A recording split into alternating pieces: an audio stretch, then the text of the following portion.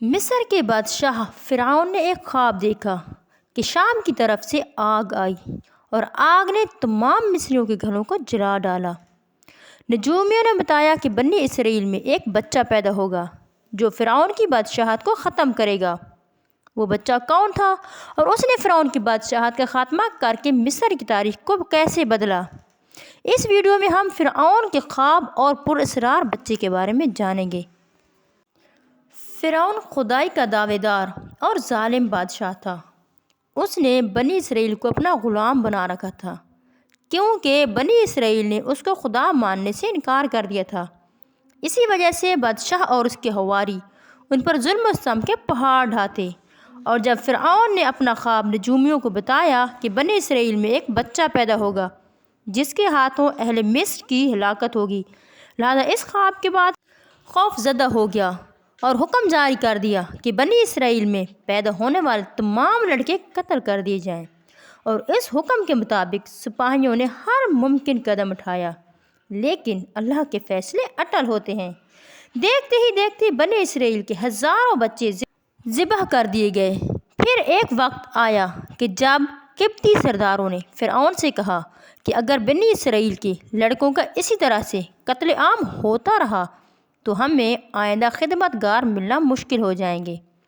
پھر فرعون نے حکم جاری کیا کہ 1 سال چھوڑ کر بچے قتل کیے جائیں۔ ان دنوں حضرت موسیٰ علیہ السلام کی والدہ اپنے حمل کے ابتدائی دنوں میں تھی اور ان پر حمل کے آثار واضح نہ ہوئے تھے، یہاں تک کہ پیدائش کا وقت آ گیا اور بچے کو جنم دیا۔ اس بارے میں قریبی لوگوں کے سوا کسی اور کو علم نہ تھا، لیکن پھر نجومیوں کو کسی طرح سے پتہ چل گیا تو فرعون اس پر بہت پریشان ہوا۔ حضرت موسیٰ کے والدین بہت پریشان ہوئے اور 3 ماہ تک اس کو چھپاتے اور بچاتے رہے۔ بالآخر اللہ تعالیٰ نے موسیٰ کے والدین کے دل میں ایک حکم ڈالا، یعنی کہ ان کو القاء کیا۔ پھر موسیٰ کی والدہ کے ذہن میں آیا کہ کیوں نہ لکڑی کی ایک صندوق بنائی جائے اور صندوق میں بچے کو رکھ کر دریائے نیل پر چھوڑ دیا جائے۔